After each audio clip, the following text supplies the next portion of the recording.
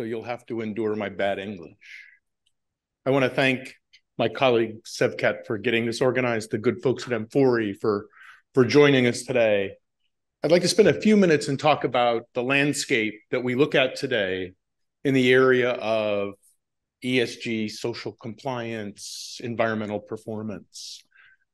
About 25 years ago, I came for the first time to Turkey with the folks from the Walt Disney Company as they began their journey thinking about what was happening within manufacturing facilities. Over that period of time, we've seen significant evolution and change in this space. What I'd like to do today is talk about what the focus of that is, talk about the evolution, how that's changed. Really importantly, speak to how the regulatory environment has changed. How are laws changing? It's said that change is a reflection of both challenge and opportunity. And I would suggest that for those of you here today, that the changes that we see happening globally create challenge for all of us here in Turkey. They equally present great opportunity as there is increasing sort of pressure to move things to other markets, including great markets like Turkey. I'm going to talk about what that means. How does what we do today around social and environmental performance impact your businesses, impact your customers, and how can you respond to those things? The lens that I want to look at this through, when you think about it, is not just what companies do in their own businesses, but what do they do in their value chains? How does that impact you because of your customers and their customers? And how does that impact you in terms of your partners, whether you're a manufacturer or a mill or a brand or a retailer? These things impact your business. There was a time where thinking about social performance or environmental performance was interesting, but not a business imperative. And I would suggest that in today's world, it is very much a part of how we do business. The stitches in a seam have always been important, helps to define quality. I would suggest that today, in this environment, who put those stitches in and under what kind of conditions and what were the environmental impacts of that process are increasingly a better recognized and expected element of quality. When we think about that focus, if you will, it really looks at, it's evolved around a couple different axes that I want to touch upon. Influencers, who's making us do this? Why do we do it? What do we do? What are those activities? And then where does it get applied? In terms of influencers, the who or the why do we do this? It starts with each of us ourselves, right? As humans, we're concerned about both people around us. We're concerned about people that we engage with. It includes our employees, your employee group, the employees of your partners. One of the things when I started doing this work a long time ago was a recognition at Nike, the footwear company, that one of the most important influencers for them was their own employees. That when somebody sees or meets someone and says they work for a company, to have that company talked about as being not a good actor, not being a good company, it impacts employee morale, it impacts employee retention for some of your customers. Likewise, it impacts your business. One of the things that people recognize is that turnover is a big cost. We should work hard to keep our people because they have skills. We've invested time in them. That change has been driven by interested parties, activists, if you will, NGOs who make claims sometimes about what goes on in facilities, by investors, whether they be investing in a business here or investing in a business of a brand or a retailer that provides those goods. And the last group, which seems to impact everything, is government. And that's really where I want to focus today, because the change with government is one of the most important things happening in this space. So what do we need to look at? We need to look at compliance activities that get at identifying risk, defining standards that address those risks, and measuring and managing performance. And it's through that dimension that we want to think about and talk about today the amfori programs, whether it's BSCI or BEPI, as great mechanisms to help demonstrate the performance that each of you are working hard to make happen. When we think about application, the where does this happen? Historically, that was in the first tier of the supply chain. Those of you who run cut and sew kinds of facilities are very much sort of aware of the engagement with your business around social and environmental performance. But when you look at, as we move forward and talk about legislation, the application is much broader than that first relationship. In fact, when you look at the European Directive on Supply Chain Due Diligence, it talks about the entire value chain, including the consumer. So after you've sold that item, there's considerations about what happens with it. More from an environmental perspective, but nonetheless, it is a full view of the value chain. When we look at the regulatory landscape, and I referenced being here 25 years ago, when we started doing this work, there wasn't a law that made a company do anything, whether it be the law for that country, in that country, or a global standard that might affect activity. Really, the first elements of this, come back into the early 2010s, when you had laws like the California Supply Chain and Transparency Act that defined the need for explaining to the market whether or not you had a particular issue around slave and human trafficked labor. Dodd-Frank in the US, again, set a standard around materials and deep looks into the supply chain, all the way back to the mine in the case of tin, tantalum, tungsten, and gold. The speed with which those things has happened is really noteworthy. And when we get into the more current environment, we're talking about things like the European Supply Chain Directive, requiring companies to do certain things. And we'll talk about those things in a second. All of those things are potential burdens for all of you. Totally get it. At the same time, some of this legislation creates great opportunity and a distinction here in Turkey. When one thinks about the Uyghur Forced Labor Act in the US and the recently introduced S11 in Canada as examples, not only do these require companies to act in certain ways, they preclude the movement of goods into those markets that have certain or are alleged to have certain characteristics. Really important.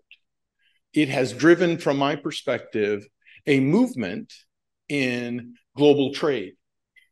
Over the last 5 years, we've seen companies looking at a changing sourcing pattern, sort of the reverse of what we saw 15 years ago when the multilateral fiber agreements went away and companies no longer were limited in what they could source in each sort of market. The quota system, many of you are undoubtedly, some of you who are a little older will recall as being an important element of how companies decided how much to place in a particular market. Today, that's happening, but it's happening through a different mechanism where companies are looking at moving goods out of a market to alternate markets for, among other things, the conditions in that market. So it continues to be the top of the list in the apparel business, certainly is price, but it's quality, it's on-time delivery, and it's increasingly the conditions associated with that. So we have come to a place where it's no longer being driven by value necessarily. Value is really important, but it's driven by requirements put forward by law. The evolution of that law is really important. We went from, when you go to the first generation, when you look at SB 657, the California Supply Chain Transparency Act, When you look at the Modern Slavery Act in the UK, they were very much about, what do you think? It's easy to say, I think forced labor, slave and human trafficked labor is bad. Didn't really require you to do anything aside say what you thought. Moving to an environment where the law required you to talk about, what do you do? Where companies talk about, we have a standard, that sort of thing, but there's not, it's a very low bar. So I don't like this. I do these things to try to address that. Moving forward to an environment around how you do it, what do you do, this amorphous it? And what are the results? Beginning to look at, we engage with our partners around a set of standards. We use certain tools to do that. And this generally is the kinds of things that we encounter. When you look at the laws themselves, particularly the most current ones, things like the European statutory due diligence requirements, they really look at two elements. There is the sort of human rights piece, the stuff that you would have all engaged with historically around social compliance, the kind of stuff that the amfori BSCI program would measure performance around. And there is an increasing amount of engagement around environmental performance. It can be simple considerations around things like waste streams. But as you get deeper into the supply chain, you deal with chemicals and wastewater, broader impacts. Where it gets applied is important under the statutes, right? As the law has evolved, we have moved away from, I only worry about what I do, to I worry about, I am concerned about, and at some level, if I'm a company that's being measured, accountable for what happens not just within my own company, but what happens with my direct suppliers. In many cases, that's you. What happens with my indirect suppliers? That fabric mill, that findings manufacturer. And lastly, what happens with consumers? What happens at the end of life of that product, and how is that being considered?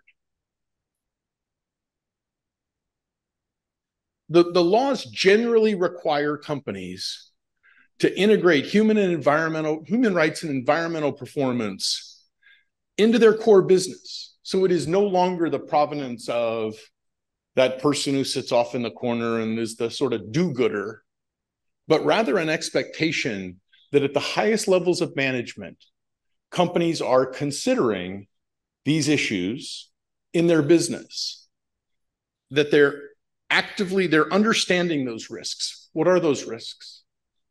Do I have particular risks around certain practices?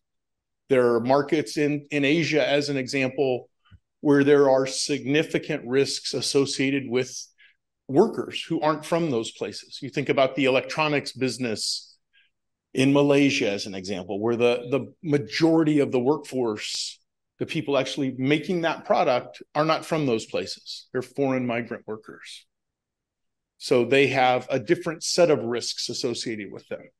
So understanding those risks, measuring performance to ensure that those risks aren't presenting themselves, addressing the negative impacts of your business. So measuring it and then addressing those negative impacts. Really important, because we have moved from an environment where people wanted to know that you understood the risk, and maybe you went to make sure it didn't happen, but with much less focus on addressing that risk, solving the problem, and being expected to talk about how you've solved the problem. Having been in this space a long time, there are things that are systemic, that they exist in many markets, each having their own sort of unique version of that. As an example, when you look in China, there are issues around working hours not meeting the requirements of the law, people not being provided the required or the legal benefits. You look in a place like Indonesia, very common practice not to pay Jamsatek, the social insurance. You look in markets in the Western Hemisphere, like in Mexico, where you see examples of workers being put on very short-term contracts so that they don't receive benefits. These are all systemic risks in those countries. Historically, we understood those risks. Companies measured performance and said, I have a program and I don't allow these things, or I work with people who don't do these things. I go and measure, and a lot of people do it, and it stops. And when I say it stops, the discussion or the thought stops. And today, companies are being challenged to not just tell us what's done, but then how is it being addressed? So when you think about those markets with significant systemic issues, the change in law is going to require disclosure about what they're doing or not doing. And then lastly, the laws require that they do reporting. The laws themselves create a new set of incentives, that there is liability, civil liability in most cases, for conditions. Historically, where there have been issues involving workers in supply chain factories, in the host country, pick a country in the EU, there was no mechanism established that would allow somebody who had been affected to come after the person who was involved with that indirectly. So if you were a brand in Germany, as an example, under the new German statute, and you had a factory in a country, somewhere in Asia, here in Turkey, who had a negative impact, you had a chemical spill, you polluted the water, you mistreated workers, that in that source country, in your home country, you could be sued in court and people could come to get relief. Heretofore, that hasn't happened, right? And suddenly workers, and we've seen there are now 2 cases that have been accepted by the courts in Germany, where people from outside the country, in this conceptually somebody from Turkey, can go to a market region. So product was made here, but it's being sold in Germany, and seek civil relief or court relief for damages as a result of that product. They also tack that liability to directors. Suddenly those people who sit in big rooms and boardrooms can be held liable for those things. And there are fines for companies. So now you suddenly have an environment where the expectations have increased, the risks for companies have increased, and there is an expectation around them doing what needs to be done to avoid those things. So let's talk about, what do you do? What does this mean? We start with an expectation that those companies to whom the law directly applies, and ultimately almost anybody in business is going to be able to find, if you're selling something to a consumer, you're going to get to a link where the laws are applicable in Europe and in the US, in Canada, in markets in Asia. The starting point is to understand who do you do business with? You're in that, somewhere on that chart are almost all of you. But it works through that. So it's easy to sit outside of the markets where the focus is and say, well, that isn't me. But if you're in that value chain, it's going to become you. And one of the big challenges that you as a collective face is, how do we do things that satisfy all of those people who could show up? Having been in this space a long time, I've seen how this has evolved, right? And COVID did lots of horrible things. One of the good things I would suggest it did is it forced companies particularly in market regions, to think about how they could do things slightly differently in a more coordinated manner. In a world where people just looked at their first tier, their producers, many companies had their own efforts to measure, their own audit programs administered by a party that they did by themselves for themselves. That reduced a fair bit when companies couldn't do the things the way they historically did. And it will continue to reduce as companies need to begin to do those things deeper in that value chain. So the first step is to understand that value chain. And all of you, one way or another, are participating in that. A questionnaire from somebody that says, hey, I know I do business with you. Who do you do business with? Where does my product come from? All the way back to source, right? One of the wonderful things about Turkey is you have cotton. Cotton, the cotton market is being really affected by concerns about cotton coming from some other countries. So understanding who's in that value chain. Understanding risk factors. So companies need to understand risk factors, and that impacts you. It impacts Turkey as a market because there is an interest in comparing markets to see where are there different sets of risks or inherent risks, right? If you look at manufacturing cut and sew facilities here, and you were to contrast the perceived risk based on historical factors and an expanded understanding, compare a cut and sew facility to a cut and sew facility in Jordan, where the workers are Turkish, they're managed by Turkish managers, subject to Turkish law, contrasted to that facility in Jordan where the workers are Bangladeshi or they are Pakistani, not from there, not managed by people from there. They're managed by Chinese or Taiwanese owners. There is a whole different risk profile associated with those. So understanding your risk as a company, understanding how you risk profile as a supplier is an important step. How do you manage that risk? And I think there are three dimensions. There's the preventative. What does a company that this applies to do to ensure that bad things don't present themselves? How do I, now knowing about that risk, take active steps to ensure that that risk isn't presenting itself? That's education. It's communication about those expectations. We've all seen this, right?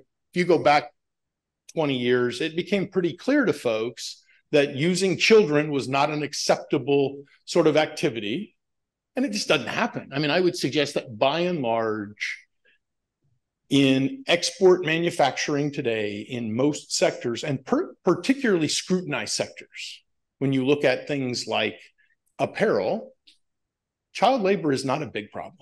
It's a big problem in some other sectors, certainly, but manufacturers have come to understand that's just not an accepted activity, and there are bad things that happen when you get found to be doing those things. So looking at training, communication, policies, companies saying, we won't do this, what you think or what you do. And then contracts, right? You almost all have purchase orders that have a set of terms, and somewhere buried in that set of terms is a reference to a code of conduct, a reference to environmental performance. And that's become pretty standard. Managing those activities, the detective piece of this, how do I identify it when it happens? And there's very clearly a spectrum across which things happen. There is the very simple, tell me that you don't do it, to actually the first step would be, tell me that you do comply with the requirement, to answering a questionnaire or a self-assessment that's designed to demonstrate that you understand the risk and you don't do those things, to a couple of different kinds of limited interaction, whether it's remote, whether it is through a broader survey, to actually going on site and understanding conditions, whether they be social, labor, or environmental, as performance in relation to those expectations. If you think about it like product quality, it's the difference between sort of no inspection, self-inspection, inline inspection, final random inspection, and then engagement with inline and ultimately final random. So that on-site engagement to understand and measure performance. So we see that as an important piece of this, and the tools that one uses to do that are important. When you look at that, an interesting sort of element of this is identifying mechanisms for companies to demonstrate they're doing those things that create the best picture of conditions. One of the things that I believe is going to happen in this space is a consideration of all of those efforts designed to measure performance, to demonstrate that it's effective, that it meets the expectation of regulators. There are a number of efforts that are out there. I'm going to guess all of you have seen company-specific efforts, whether it's a Disney or a Walmart audit in the old days, right? There are collaborative programs that involve a number of stakeholders that are designed to meet the needs of a broader group. Regardless of which of those kinds of efforts one looks at, regulators are positioned to understand what is acceptable. As a company, conceptually, I will have to disclose, I understand those risks, this is where they apply, and how I address those things are based on a standard. There's a standard that underlies almost any sort of engagement program. Really importantly, the what. The scope, depth, and rigor of that effort. Is it seen as credible? Does it give results that are reliable, that paint that picture that regulators believe is acceptable for demonstrating performance? And Muge and Sivan will talk about amfori BSCI, BEPI as important tools that do those things. As a group, right, your spot in that supply chain is going to define how you're engaged. I would suggest that if you were a manufacturer, you want to be proactive. You want to look at mechanisms that allow you to demonstrate to your customers that you're doing the things necessary and you have a reliable mechanism that is available to them that allows them to sort of tick that box and say, yes, I don't have a risk profile because I understand those requirements. I run a business that puts me in compliance, and I have a reliable, recognized mechanism for demonstrating that performance. So what we will see is we will see a movement toward the programs themselves having to communicate how their efforts meet those requirements. And then the last piece of it is the who. Who does that work? And that's a place that the professional standards body for auditors has created an opportunity not to say, well, I think Mohammed's a really good auditor and Casio, okay, but rather they meet a professional standard. They create that ability to rely upon their work. And then the last bit here, or one of the last bits, is the corrective piece. So I'm managing this. I've tried to stop it from happening. I take steps to identify bad things when they do happen. And when they have presented themselves, I correct them. And this is the sea change. This is the thing that I think is going to be most difficult for everybody to sort of manage. We've lived in a world where, aside the most egregious issues, companies are able to say, I care, I do this, I find these things. They haven't historically been pressed around what did you do in response to it, or how did you fix it? So that correction and having to speak about that correction is critically important. If you go back 10 years, the Gap started producing reports that said, we have an effort, we look at conditions in our supply chain, we find these kind of things. Silence. Now, there's an expectation that it is, we find these kinds of things and we've done these things to fix them. So that corrective is a sea change we will want to watch carefully. So what does this mean for you? What should you do? You're in that value chain somewhere. First thing's easy. Manage your operation in a way that meets the expectations. No different than you manufacture a product that meets a set of product specs. Position yourself to be low risk. And that's done by demonstrating performance. Having a mechanism to be able to say, I get it, I do it, and here's where somebody else, recognized global party, has affirmed that I do that. And again, I would suggest, and you'll listen today to the folks from amfori BSCI talk about what they do as a great way to demonstrate that to your partners and to the market. And then lastly, it's this corrective piece. Where there are issues, you need to work to identify them and address them. How do we avoid those things continuing to be a problem that impacts how your partners look at you and your operation? No different than if you always ship things with strings hanging off of it, doesn't reflect well.